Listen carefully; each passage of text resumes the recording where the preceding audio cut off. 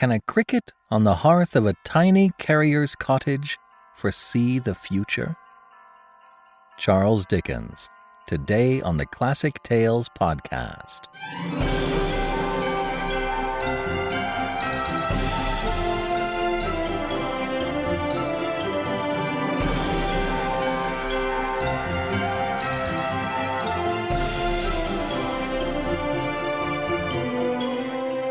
Welcome to the Classic Tales podcast. Thank you for listening. Thank you to all of our financial supporters. We couldn't do this without you, and we really appreciate your support. We've set it up so that for a $5 monthly donation, you get a monthly coupon code for $8 off any audiobook order. Give more and you get more. It's a great way to easily build out your classic audiobook library. And you help to give more folks like you the chance to discover the classics in a curated and easily accessible format. Go to ClassicTalesAudiobooks.com today and become a financial supporter. You'll be glad you did. Thank you so much. And please rate and review us on Apple Podcasts so more folks can find us. Well, it's Christmas time. And you know what Christmas means? Charles Dickens. Dickens wrote several Christmas stories, the most famous, of course, being A Christmas Carol. There's also The Goblins and the Gravedigger, The Chimes, and Today's Story, among others. In A Cricket on the Hearth, we have a bunch of really fun characters and Dickens' charming prose winding around it all. I hope you like it. And now, A Cricket on the Hearth, Part 1 of 3, by Charles Dickens.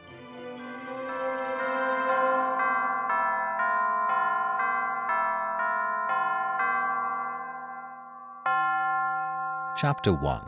Chirp the First. The kettle began it. Don't tell me what Mrs. Peerybingle said. I know better. Mrs. Peerybingle may leave it on record to the end of time that she couldn't say which of them began it. But I say the kettle did. I ought to know, I hope. The kettle began it full 5 minutes by the little waxy-faced Dutch clock in the corner before the cricket uttered a chirp. As if the clock hadn't finished striking, and the convulsive little haymaker at the top of it, jerking away right and left with a scythe in front of a Moorish palace, hadn't mowed down half an acre of imaginary grass before the cricket joined in at all. Why? I am not naturally positive. Everyone knows that. I wouldn't set my own opinion against the opinion of Mrs. Peerybingle, unless I were quite sure on any account whatever. Nothing should induce me. But this is a question of fact, and the fact is that the kettle began it at least 5 minutes before the cricket gave any sign of being in existence. Contradict me and I'll say 10. Let me narrate exactly how it happened. I should have proceeded to do so in my very first word, but for this plain consideration, if I am to tell a story, I must begin at the beginning. And how is it possible to begin at the beginning without beginning at the kettle?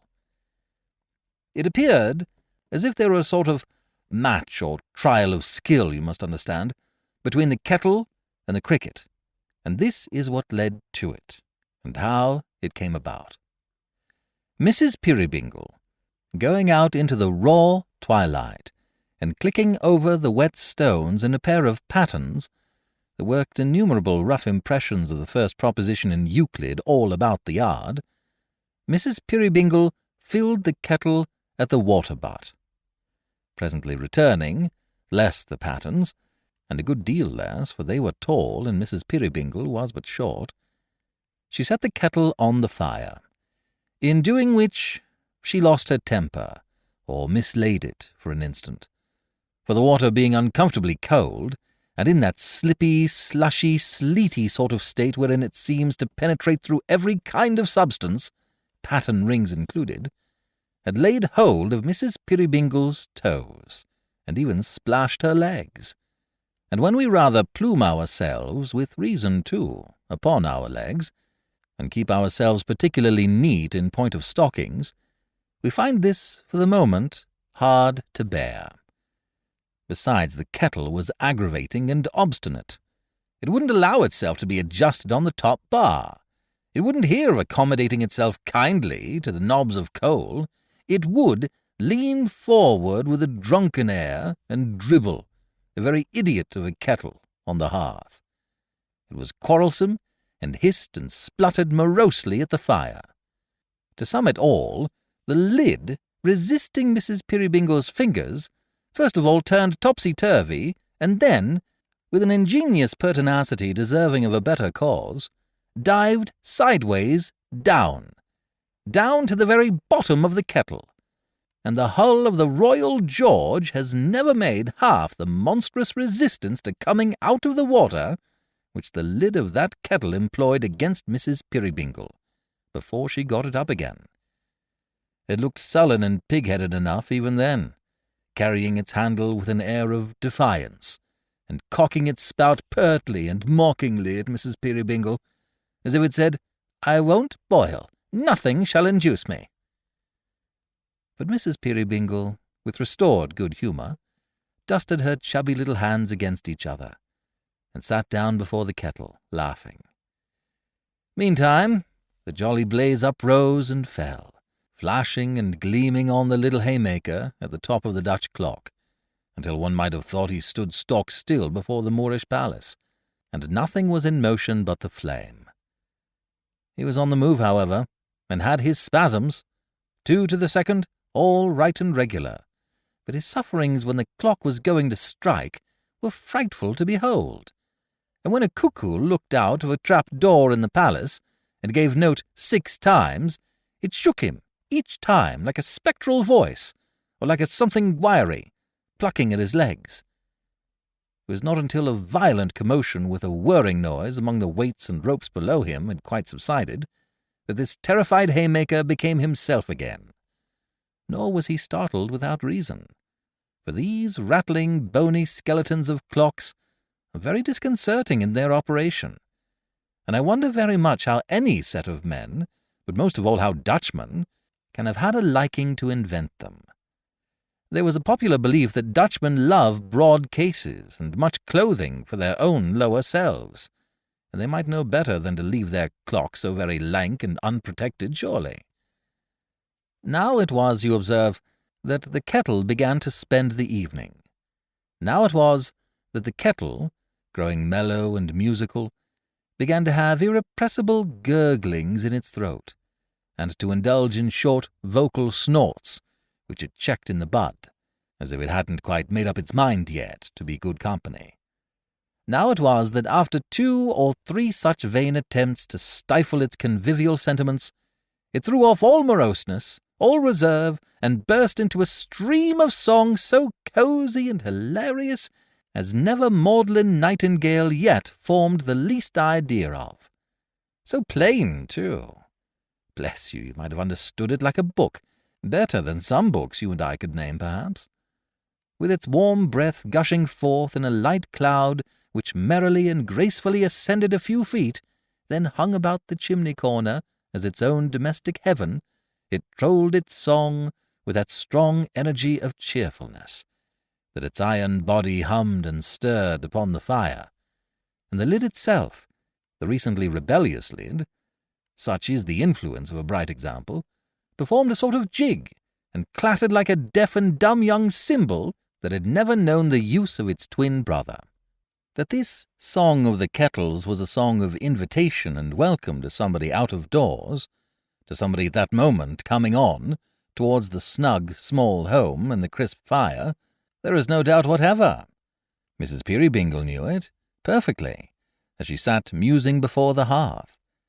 "It's a dark night," sang the kettle, "and the rotten leaves are lying by the way, and above all is mist and darkness, and below all is mire and clay.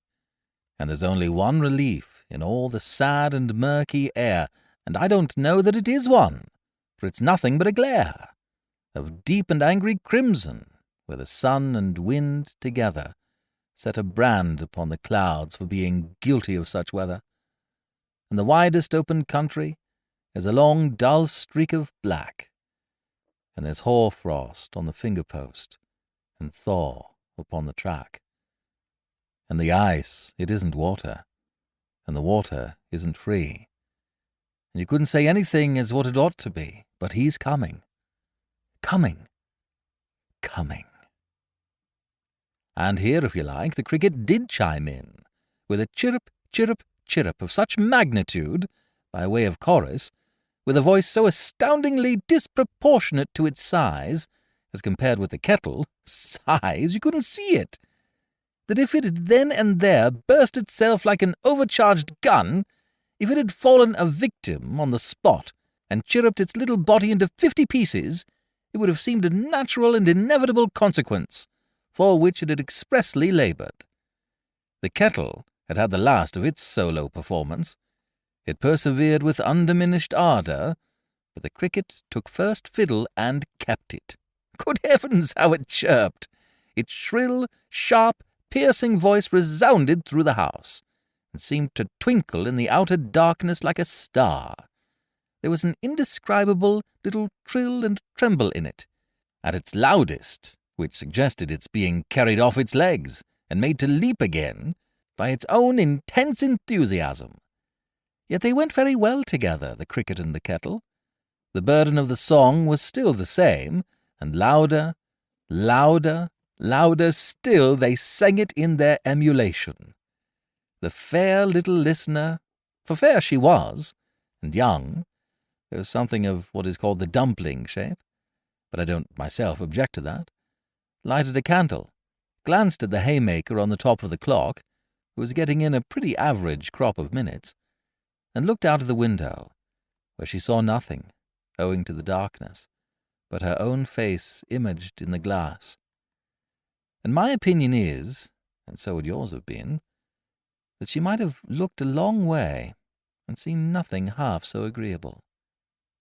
When she came back and sat down in her former seat, the cricket and the kettle were still keeping it up, with a perfect fury of competition, the kettle's weak side clearly being that he didn't know when he was beat. There was all the excitement of a race about it. Chirp, chirp, chirp, cricket a mile ahead, hum, hum, hum, kettle making play in the distance like a great top. Chirp, chirp, chirp, cricket round the corner, hum, hum, hum, kettle sticking to him in his own way. No idea of giving in. Chirp, chirp, chirk, cricket fresher than ever. Hum, hum, hum, kettle slow and steady. Chirp, chirp, chirp, cricket going in to finish him. Hum, hum, hum, kettle not to be finished. Until at last they got so jumbled together in the hurry-scurry, helter-skelter of the match, that whether the kettle chirped and the cricket hummed, or the cricket chirped and the kettle hummed, or they both chirped and both hummed, it would have taken a clearer head than yours or mine to have decided with anything like certainty. But of this there is no doubt, that the kettle and the cricket, at one and the same moment, and by some power of amalgamation best known to themselves, sent each his fireside song of comfort streaming into a ray of the candle that shone out through the window and a long way down the lane. And this light, bursting on a certain person, who, on the instant, approached towards it through the gloom, expressed the whole thing to him, literally in a twinkling, and cried, "Welcome home, old fellow! Welcome home, my boy!" This entertained, the kettle, being dead beat, boiled over, and was taken off the fire. Mrs. Peerybingle then went running to the door, where, what with the wheels of a cart, the tramp of a horse, and the voice of a man, the tearing in and out of an excited dog, and the surprising and mysterious appearance of a baby, there was soon the very what's-his-name to pay. Where the baby came from, or how Mrs. Peerybingle got hold of it in that flash of time, I don't know. But a live baby there was, in Mrs. Peerybingle's arms, and a pretty tolerable amount of pride she seemed to have in it, when she was drawn gently to the fire by a sturdy figure of a man, much taller and much older than herself, who had to stoop a long way down to kiss her, But she was worth the trouble. 6'6" with a lumbago might have done it." "Oh, goodness, John," said Mrs. P. "What a state you are in with the weather." He was something the worse for it, undeniably. The thick mist hung in clots upon his eyelashes like candied thaw, and between the fog and fire together there were rainbows in his very whiskers. "Why, you see, Dot," John made answer, slowly, as he unrolled a shawl from about his throat and warmed his hands, It ain't exactly summer weather, so no wonder." "I wish you wouldn't call me Dot, John. I don't like it," said Mrs. Peerybingle, pouting in a way that clearly showed she did like it very much. "Why, what else are you?" returned John, looking down upon her with a smile, and giving her waist as light a squeeze as his huge hand and arm could give. "A Dot and—" here he glanced at the baby. "A Dot and Carrie? I won't say it, for I fear I should spoil it, for I was very near a joke. I don't know as ever I was nearer." He was often near to something or other very clever, by his own account, this lumbering, slow, honest John. This John so heavy but so light of spirit, so rough upon the surface but so gentle at the core, so dull without, so quick within, so stolid but so good. O Mother Nature, give thy children the true poetry of heart that hid itself in this poor carrier's breast. He was but a carrier, by the way, and we can bear to have them talking prose and leading lives of prose, and bear to bless thee for their company. It was pleasant to see Dot with her little figure, and her baby in her arms, a very doll of a baby, glancing with a coquettish thoughtfulness at the fire, and inclining her delicate little head just enough on one side to let it rest in an odd, half-natural, half-affected, wholly nestling and agreeable manner on the great rugged figure of the carrier. It was pleasant to see him, with his tender awkwardness, endeavouring to adapt his rude support to her slight need, and make his burly middle age a leaning staff, not inappropriate to her blooming youth. It was pleasant to observe how Tilly Slowboy, waiting in the background for the baby, took special cognizance, though in her earliest teens, of this grouping, and stood with her mouth and eyes wide open, and her head thrust forward, taking it in as if it were air. Nor was it less agreeable to observe how John the carrier, reference being made by Dot to the aforesaid baby, checked his hand when on the point of touching the infant, as if he thought he might crack it, and bending down, surveyed it from a safe distance, with a kind of puzzled pride, such as an amiable mastiff might be supposed to show, if he found himself one day the father of a young canary. "Aren't he beautiful, John? Don't he look precious in his sleep?" "Very precious," said John. "Very much so. He generally is asleep, Annie." "Lord, John, good gracious, no!" "Oh," said John, pondering. "I thought his eyes was generally shut. Hello!" "Goodness, John, how you startle one!" "It ain't right for him to turn 'em up in that way," said the astonished carrier. "Is it? See how he's winking with both of 'em at once. And look at his mouth. Why, he's gasping like a gold and silver fish." "You don't deserve to be a father, you don't," said Dot, with all the dignity of an experienced matron. "But how should you know what little complaints children are troubled with, John?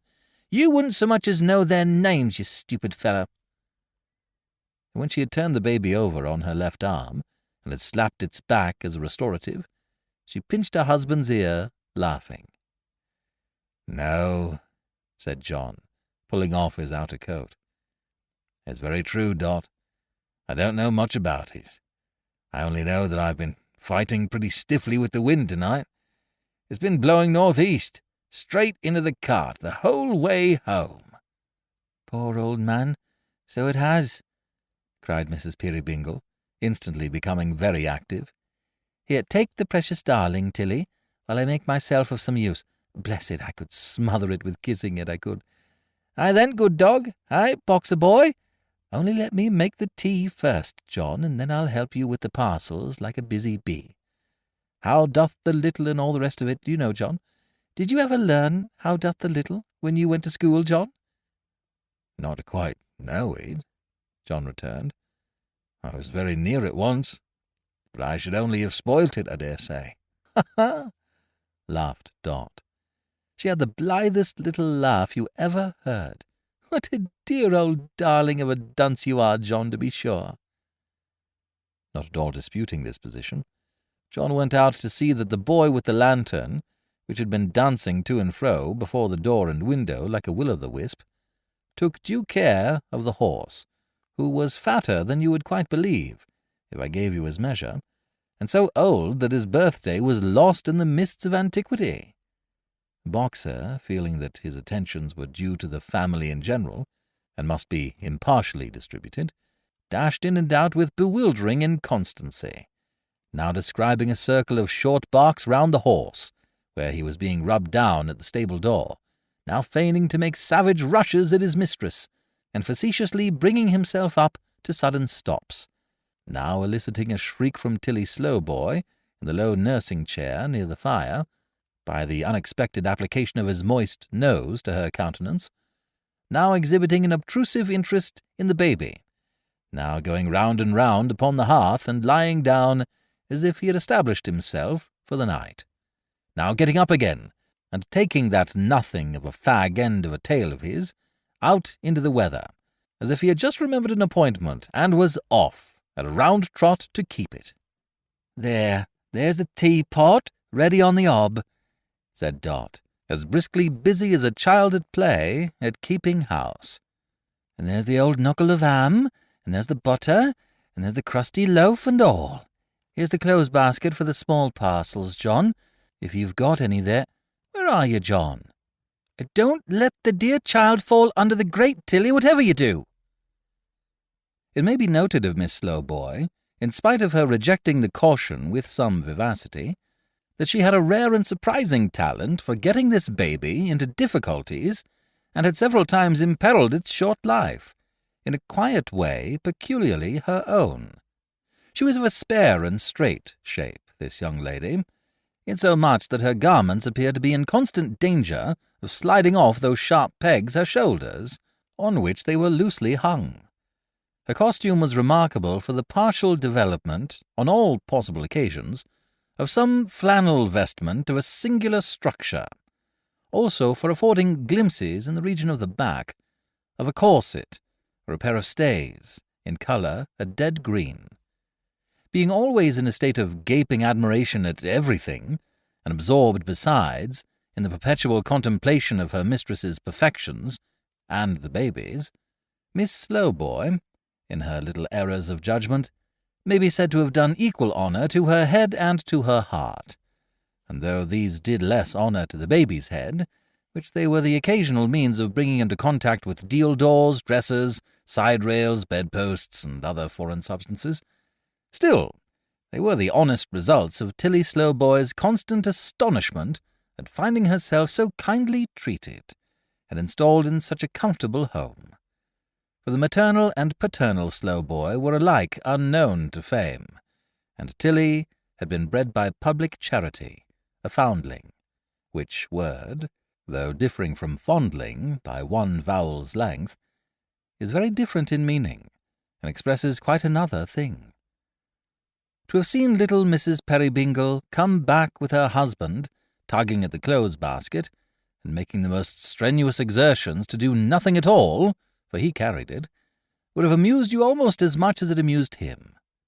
It may have entertained the cricket, too, for anything I know, but certainly it now began to chirp again, vehemently.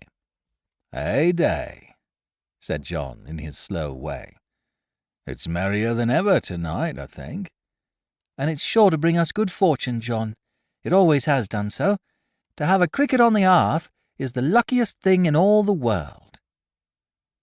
John looked at her as if he had very nearly got the thought into his head that she was his cricket-in-chief and he quite agreed with her. But it was probably one of his narrow escapes, for he said nothing.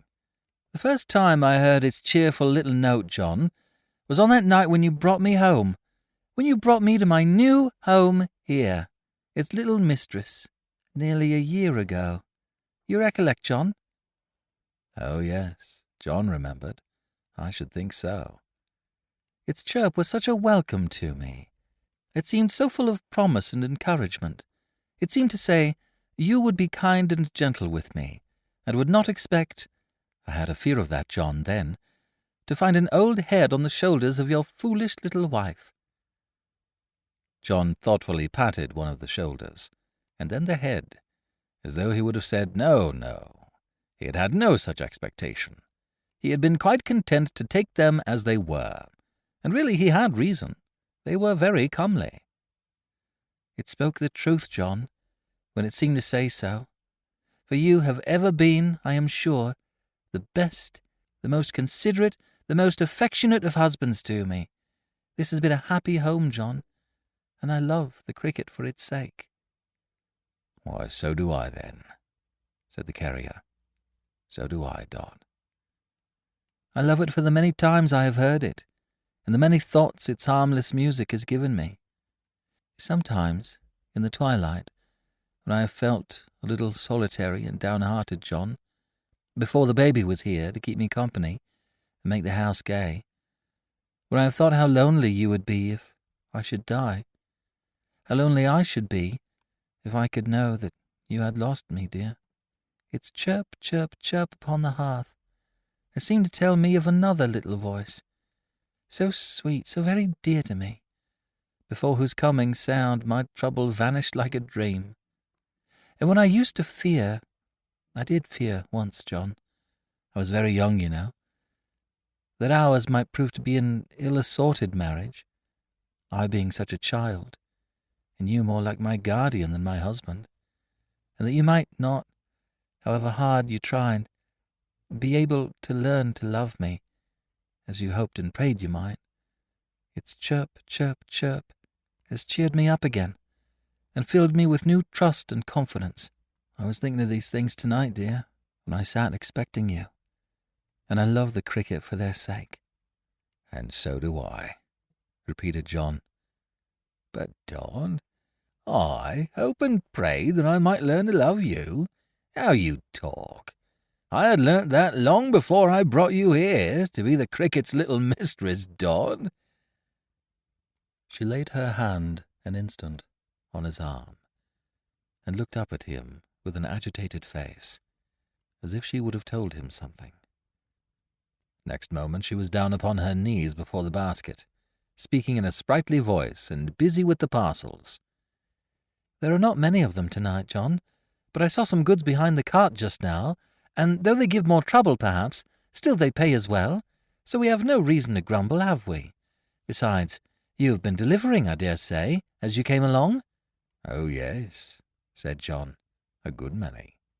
"Why, what's this round box? Heart alive, John, it's a wedding cake." "Leave a woman alone to find out that," said John admiringly. "Now a man would never have thought of it, whereas it's my belief that if you was to pack a wedding cake up in a tea-chest or a turn-up bedstead or a pickled salmon keg or any unlikely thing, a woman would be sure to find it out directly. Yes, I called for it at the pastry cook's." "And it weighs, I don't know what, a whole 100 weights," cried Dot, making a great demonstration of trying to lift it. "Whose is it, John? Where is it going?" "Read the writing on the other side," said John.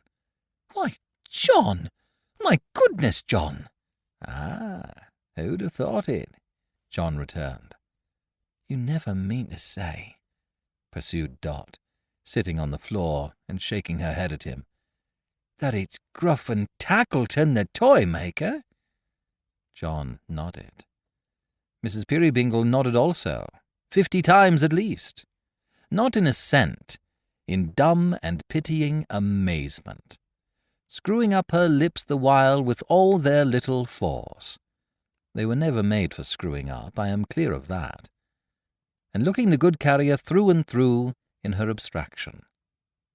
Miss Slowboy, in the meantime, who had a mechanical power of reproducing scraps of current conversation for the delectation of the baby, with all the sense struck out of them, and all the nouns changed into the plural number, inquired aloud of that young creature, was it Gruff and Tackleton's, the toy-makers, then, and would it call at pastry-cooks for wedding cakes, and did its mothers know the boxes when its fathers brought them homes, and so on.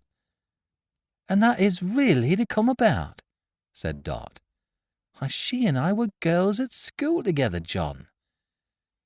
He might have been thinking of her, or nearly thinking of her, perhaps, as she was in that same school time. He looked upon her with a thoughtful pleasure, but he made no answer.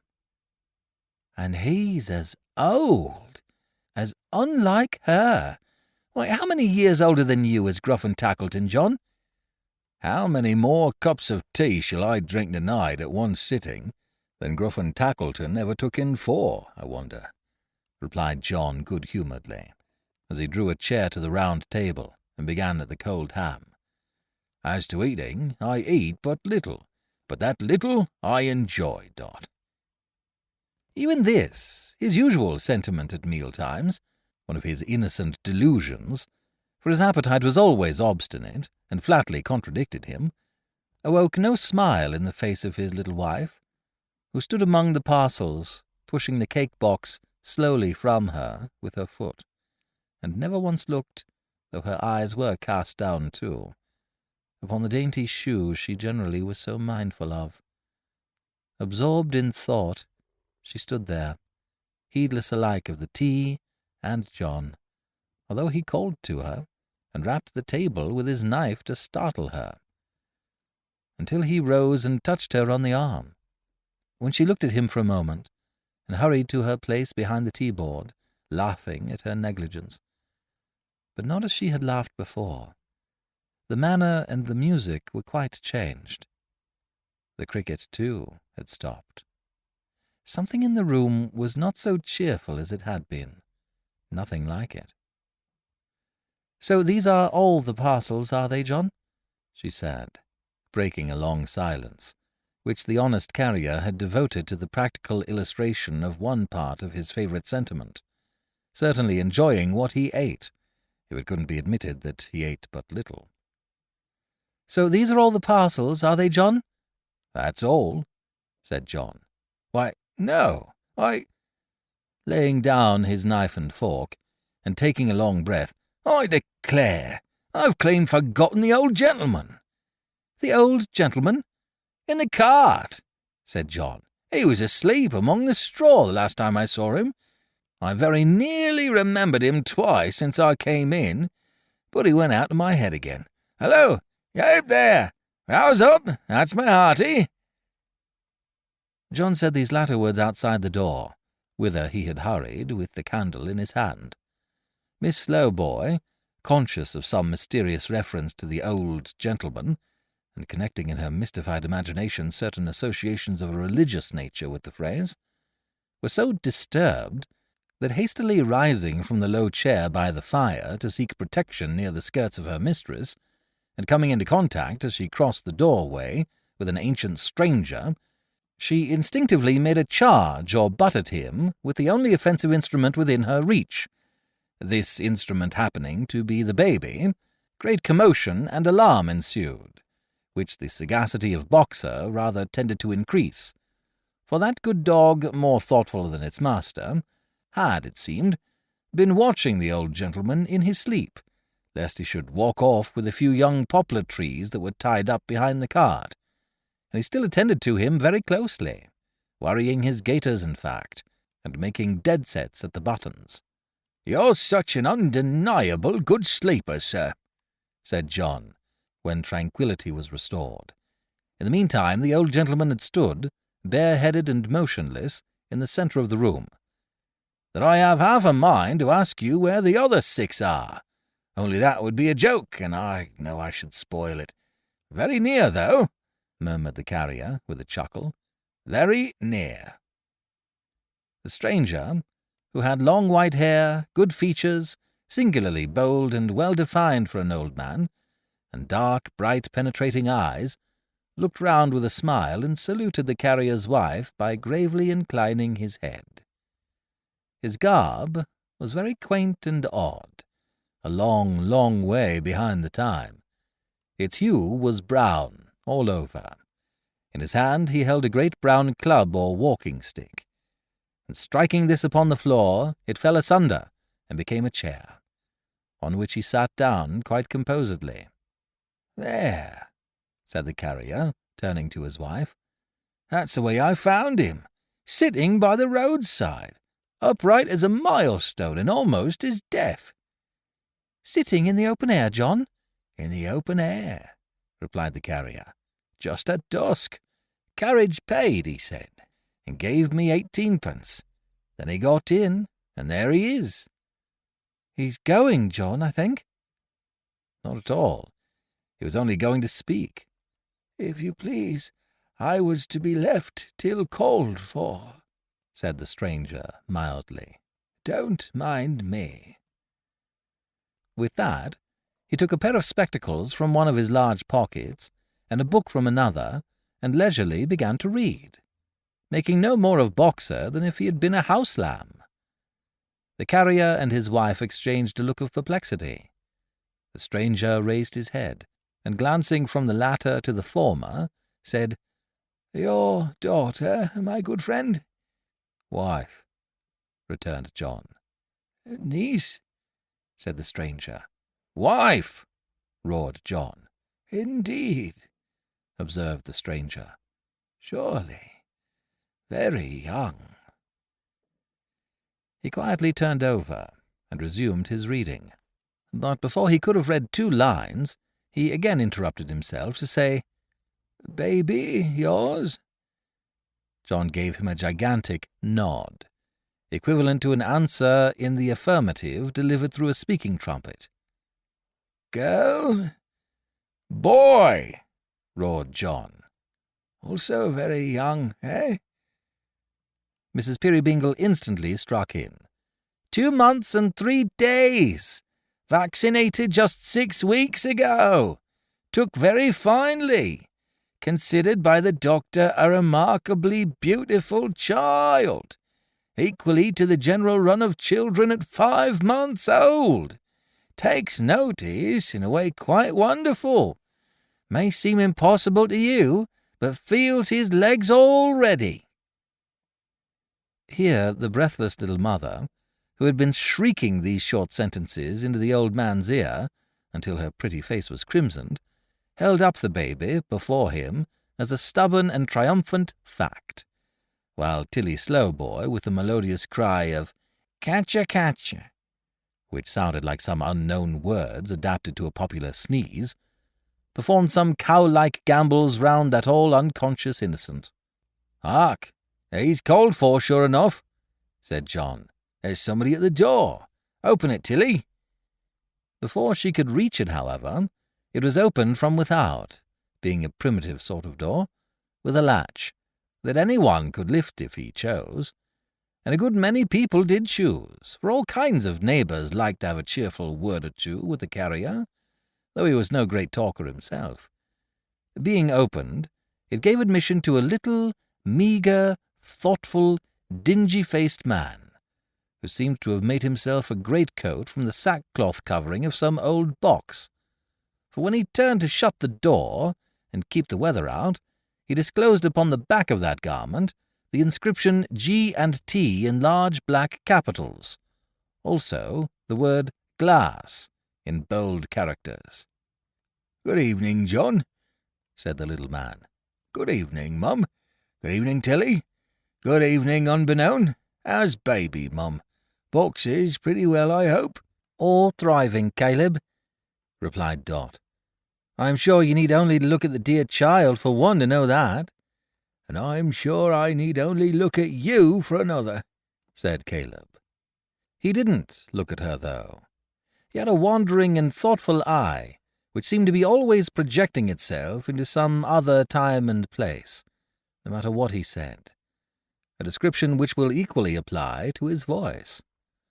"Or at John for another," said Caleb. or at Chile, as far as that goes, or certainly at Boxer."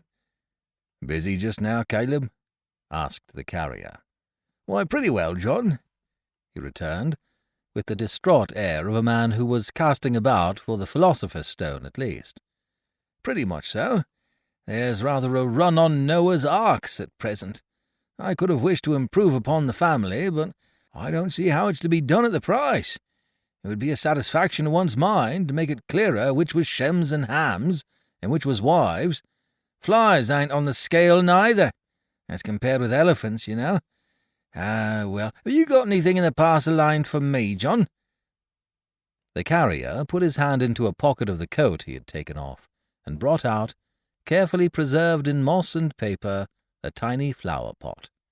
"There it is," he said, adjusting it with great care. "Not so much as a leaf damaged, full of buds." Caleb's dull eye brightened as he took it, and thanked him. "Dear Caleb," said the carrier, "very dear at this season." "Never mind that. It would be cheap to me, whatever it cost," returned the little man. "Anything else, John?" "A small box," replied the carrier. "Here you are." "For Caleb Plummer," said the little man, spelling out the direction. "With cash. With cash, John? I don't think it's for me." "With care," returned the carrier, looking over his shoulder. "What do you make out cash?" "Oh, to be sure," said Caleb. "It's all right.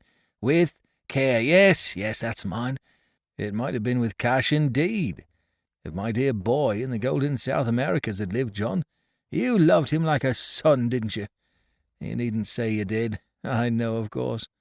Caleb Plummer, with care. Yes, it's all right. It's a box of doll's eyes for my daughter's work. I wish it was her own sight in a box, John." "I wish it was, or could be," cried the carrier. "Thank ye," said the little man. "You speak very hearty.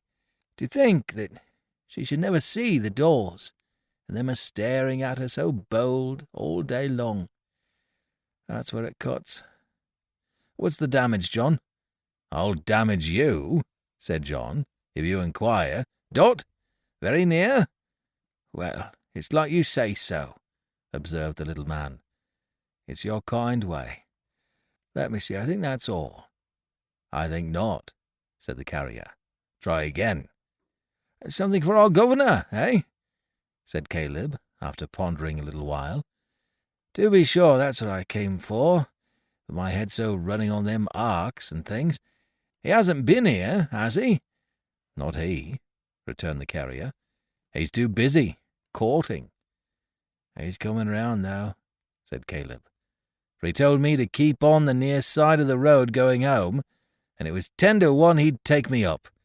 I had better go, by the by. You couldn't have the goodness to let me pinch Boxer's tail, Mum, for half a moment, could you?" "Why, Caleb, what a question!" "Oh, never mind, Mum," said the little man. "He mightn't like it, perhaps. There's a small order just come in for barking dogs, and I should wish to go as close to nature as I could for sixpence. That's all. Never mind, Mum."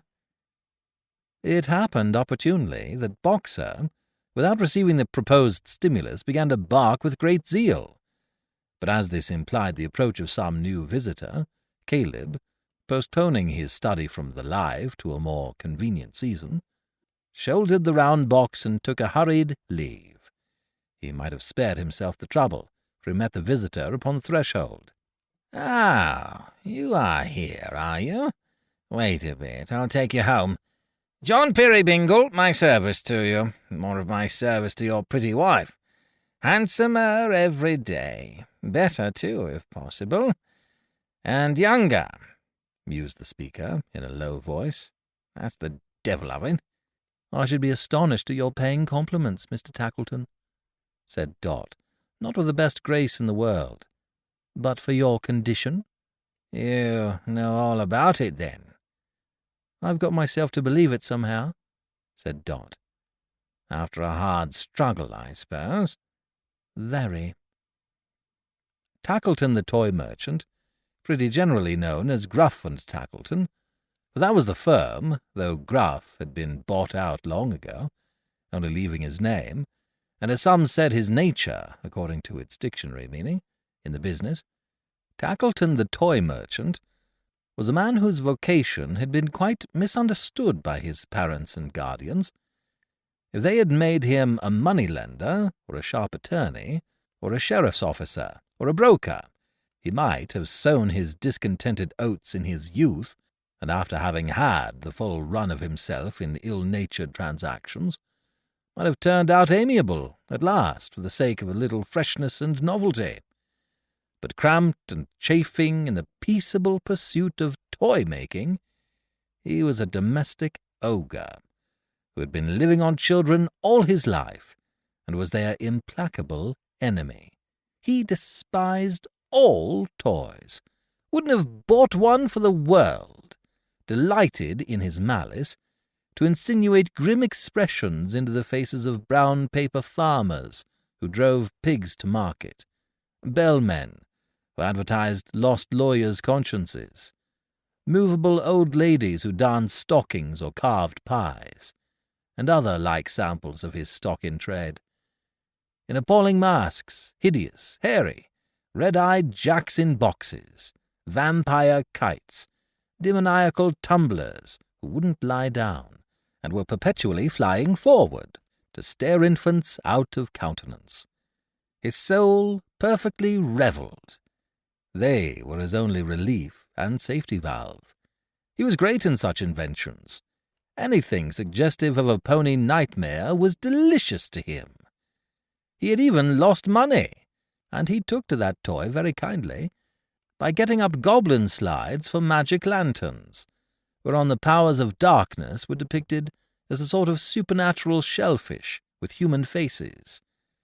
In intensifying the portraiture of giants, he had sunk quite a little capital, and though no painter himself, he could indicate, for the instruction of his artists with a piece of chalk, a certain furtive leer for the countenances of those monsters, which was safe to destroy the peace of mind of any young gentleman between the ages of 6 and 11, for the whole Christmas or midsummer vacation. What he was in toys, he was, as most men are, in other things. You may easily suppose, therefore, that within the great green cape, which reached down to the calves of his legs, there was buttoned up to the chin an uncommonly pleasant fellow, and that he was about as choice a spirit and as agreeable a companion as ever stood in a pair of bull-headed-looking boots with mahogany-coloured tops. Still, Tackleton, the toy merchant, was going to be married. In spite of all this, he was going to be married, and to a young wife, too, a beautiful young wife. He didn't look much like a bridegroom, as he stood in the carrier's kitchen with a twist of his dry face and a screw in his body, and his hat jerked over the bridge of his nose, and his hands tucked down into the bottoms of his pockets, and his whole sarcastic, ill-conditioned self peering out of one little corner of one little eye, like the concentrated essence of any number of ravens. But a bridegroom he designed to be. "In 3 days' time, next Thursday, the last day of the first month in the year. That's my wedding day," said Tackleton. "Did I mention that he always had one eye open and one eye nearly shut, and that the one eye nearly shut was always the expressive eye? I don't think I did." "That's my wedding day," said Tackleton, rattling his money. "Why, it's our wedding day, too," exclaimed the carrier. "Ha, ha, ha!" laughed Tackleton. "Odd. You're just such another couple. Just!" The indignation of Dot at this presumptuous assertion was not to be described. What next? His imagination would compass the possibility of just such another baby, perhaps. The man was mad. "I say, a word with you," murmured Tackleton, nudging the carrier with his elbow and taking him a little apart. "You'll come to the wedding? We're in the same boat, you know." "How in the same boat?" inquired the carrier. A little disparity, you know," said Tackleton with another nudge. "Come and spend an evening with us beforehand." "Why?" demanded John, astonished at this pressing hospitality. "Why?" returned the other. "That's a new way of receiving an invitation. Why, for pleasure, sociability, you know, and all that." "I thought you were never sociable," said John in his plain way. "Tcha! It's of no use to be anything but free with you, I see," said Tackleton. "Why, then, the truth is you have what tea-drinking people call a sort of a comfortable appearance together, you and your wife. We know better, you know, but—" "No, we don't know better," interposed John. "What are you talking about?" "Well, we don't know better, then," said Tackleton. "We'll agree that we don't. As you like. What does it matter? I was going to say, as you have that sort of appearance, your company will produce a favourable effect on Mrs. Tackleton that will be. And though I don't think your good lady is very friendly to me in this matter, still she can't help herself from falling into my views, for there's a compactness and coziness of appearance about her that always tells, even in an indifferent case. You'll say you'll come?" "We have arranged to keep our wedding day, as far as that goes, at home," said John. "We have made the promise to ourselves these 6 months. We think, you see, that home—" "Bah! What's home?" cried Tackleton. "4 walls and a ceiling. Why don't you kill that cricket? I would. I always do. I hate their noise. There are 4 walls and a ceiling at my house. Come to me." "You kill your crickets, eh?" said John. "Scrunch 'em, sir," returned the other, setting his heel heavily on the floor. "You'll say you'll come? It's as much your interest as mine, you know, that the women should persuade each other that they're quiet and contented, and couldn't be better off. I know their way. Whatever one woman says, another woman is determined to clinch, always. There's that spirit of emulation among 'em, sir, that if your wife says to my wife, 'I'm the happiest woman in the world, and mine's the best husband in the world, and I dote on him,' my wife will say the same to yours, or more, and half believe it." "Do you mean to say that she don't, then?" asked the carrier. "Don't?" cried Tackleton with a short, sharp laugh. "Don't what?" The carrier had some faint idea of adding, "dote upon you." But happening to meet the half-closed eye as it twinkled upon him over the turned-up collar of the cape, which was within an ace of poking it out, he felt it such an unlikely part and parcel of anything to be doted on, that he substituted, "that she don't believe it." "Ah, you dog, you're joking," said Tackleton. But the carrier, though slow to understand the full drift of his meaning, eyed him in such a serious manner that he was obliged to be a little more explanatory. "I have the humour," said Tackleton, holding up the fingers of his left hand and tapping the forefinger, to imply, "There I am, Tackleton to wit. I have the humour, sir, to marry a young wife, and a pretty wife." Here he rapped his little finger to express the bride, not sparingly but sharply, with a sense of power. "I'm able to gratify that humour, and I do. It's my whim. But now look there." He pointed to where Dot was sitting, thoughtfully, before the fire, leaning her dimpled chin upon her hand and watching the bright blaze. The carrier looked at her, and then at him, and then at her, and then at him again. "She honours and obeys, no doubt, you know," said Tackleton. "And that, as I am not a man of sentiment, is quite enough for me. But do you think there's anything more in it?" "I think," observed the carrier, "that I should chuck any man 'out of window' who said there wasn't." "Exactly so. returned the other, with an unusual alacrity of assent. To be sure. Doubtless you would, of course. I'm certain of it. Good night. Pleasant dreams. The carrier was puzzled, and made uncomfortable and uncertain in spite of himself. He couldn't help showing it in his manner. Good night, my dear friend, said Tackleton compassionately. I'm off. We're exactly alike in reality, I see. You won't give us tomorrow evening? Well, next day you go out visiting, I know. I'll meet you there, and bring my wife that is to be. It'll do her good. You're agreeable? Thank ye. What's that? It was a loud cry from the carrier's wife. A loud, sharp, sudden cry that made the room ring like a glass vessel. She had risen from her seat and stood like one transfixed by terror and surprise. The stranger had advanced towards the fire to warm himself, and stood within a short stride of her chair, but quite still. "Dot!" cried the carrier. "Mary, darling, what's the matter?" They were all about her in a moment. Caleb, who had been dozing on the cake-box, in the first imperfect recovery of his suspended presence of mind, seized Miss Slowboy by the hair of her head, but immediately apologized. "Mary," exclaimed the carrier, supporting her in his arms, "are you ill? What is it? Tell me, dear." She only answered by beating her hands together and falling into a wild fit of laughter. Then, sinking from his grasp upon the ground, she covered her face with her apron and wept bitterly.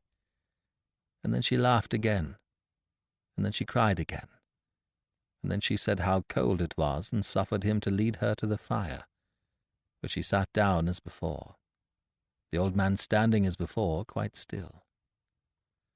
"I'm better, John," she said. "I'm quite well now. John!" But John was on the other side of her. Why turn her face towards the strange old gentleman as if addressing him? Was her brain wandering? "Only a fancy, John dear. A kind of shock. Something came suddenly before my eyes. I don't know what it was. It's quite gone. Quite gone." "I'm glad it's gone," muttered Tackleton, turning the expressive eye all round the room. "I wonder where it's gone, and what it was. Caleb, come here. Who's that with the grey hair?" "I don't know, sir," returned Caleb in a whisper. "Never seen him before in all my life. A beautiful figure for a nutcracker, quite a new model, with a screw jaw opening down into his waistcoat. He'd be lovely." "Not ugly enough," said Tackleton. "Or of a firebox either," observed Caleb in deep contemplation. "What a model! Unscrew his head to put the matches in, turn 'em heels upwards for the light. And what a firebox for a gentleman's mantel-shelf just as he stands." "Not half ugly enough," said Tackleton. "Nothing in him at all. Come, bring that box. All right now, I hope?" "Oh, quite gone, said the little woman, waving him hurriedly away. "Good night." "Good night," said Tackleton. "Good night, John Peerybingle. Take care how you carry that box, Caleb. Let it fall and I'll murder you. Dark as pitch and weather worse than ever, eh? Good night." So with another sharp look round the room, he went out at the door, followed by Caleb with the wedding cake on his head. The carrier had been so much astonished by his little wife, and so busily engaged in soothing and attending her, that he had scarcely been conscious of the stranger's presence until now, when he again stood there, their only guest. "He don't belong to them, you see," said John. "I must give him a hint to go." "I beg your pardon, friend," said the old gentleman, advancing to him. "The more so as I fear your wife has not been well. But the attendant whom my infirmity—" he touched his ears and shook his head— "renders almost indispensable, not having arrived. I fear there must be some mistake. The bad night which made the shelter of your comfortable cart, may I never have a worse, so acceptable, is still as bad as ever. Would you, in your kindness, suffer me to rent a bed here?" "Yes, yes," cried Dot. "Yes, certainly." "Oh," said the carrier, surprised by the rapidity of this consent. "Well, I don't object, but still, I'm not quite sure that—" "Hush!" she interrupted. "Dear John." "Why, he's stone deaf," urged John. "I know he is, but— Yes, certainly. Yes, certainly. I'll make him up a bed directly, John." As she hurried off to do it, the flutter of her spirits and the agitation of her manner were so strange that the carrier just stood looking after her, quite confused. "Did its mothers make it up a beds, then?" cried Miss Slowboy to the baby. "And did its hair grow brown and curly when its caps was lifted off and frighten it, a precious pet, a-sitting by the fires?" With that unaccountable attraction of the mind to trifles, which is often incidental to a state of doubt and confusion, the carrier, as he walked slowly to and fro, found himself mentally repeating even these absurd words many times, so many times that he got them by heart, and was still conning them over and over, like a lesson, when Tilly, after administering as much friction to the little bald head with her hand as she thought wholesome, according to the practice of nurses, had once more tied the baby's cap on. "And frighten it, a precious pets, a-sitting by the fires. What frightened Dot, I wonder?" mused the carrier, pacing to and fro. He scouted from his heart the insinuations of the toy merchant, and yet they filled him with a vague, indefinite uneasiness. For Tackleton was quick and sly, and he had that painful sense himself of being a man of slow perception, that a broken hint was always worrying to him.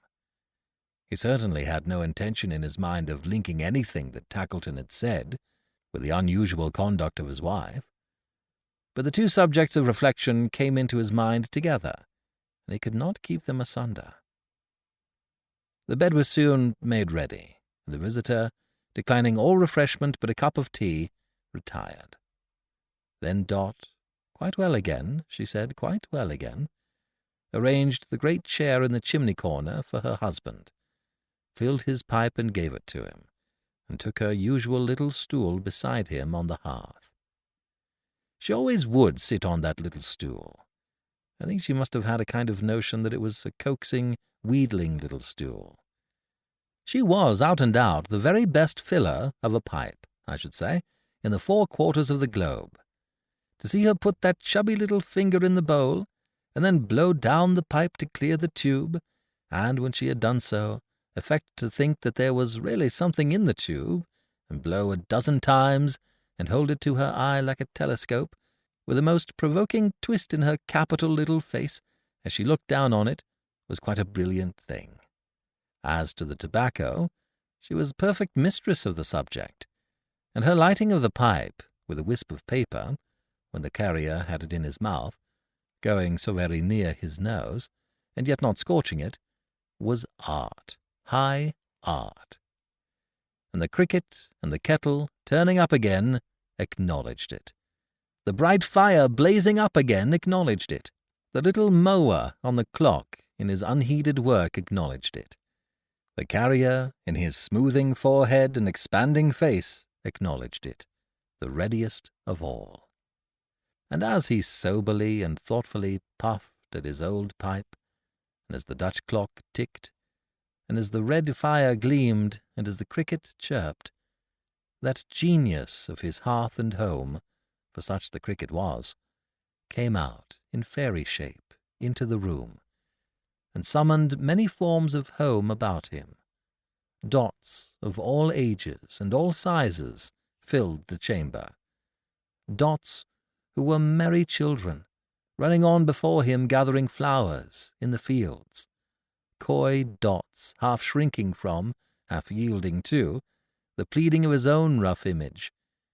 Newly married Dots, alighting at the door, and taking wandering possession of the household keys. Motherly little Dots, attended by fictitious slow boys bearing babies to be christened. matronly dots, still young and blooming, watching dots of daughters as they danced at rustic balls, fat dots, encircled and beset by troops of rosy grandchildren, withered dots, who leaned on sticks and tottered as they crept along. Old carriers, too, appeared, with blind old boxes lying at their feet, and newer carts with younger drivers, Peerybingle brothers, on the tilt, and sick old carriers tended by the gentlest hands, and graves of dead and gone old carriers, green in the churchyard. And as the cricket showed them all these things, he saw them plainly, though his eyes were fixed upon the fire. The carrier's heart grew light and happy, and he thanked his household gods with all his might, and cared no more for Gruff and Tackleton than you do.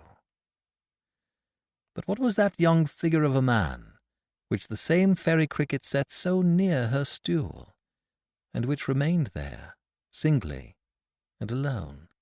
Why did it linger still so near her, with its arm upon the chimney-piece, ever repeating, "Married, and not to me"? Oh, Dot! Oh, failing Dot! There is no place for it in all your husband's visions. Why has its shadow fallen on his hearth?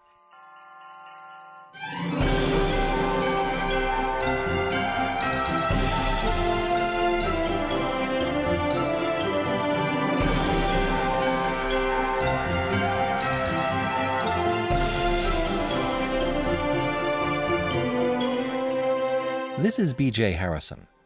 I hope you've enjoyed this unabridged production of A Cricket on the Hearth, Part 1 of 3 by Charles Dickens. If you have enjoyed this book, please visit ClassicTalesAudiobooks.com today and become a financial supporter. Donate $5 a month and get a monthly coupon code for $8 off any audiobook. And please rate and review us if you can. It really helps other folks to find our show. Thank you for joining me today and allowing classic literature to awaken your better self. Please join me every week, and we'll rediscover the greatest stories ever put to paper.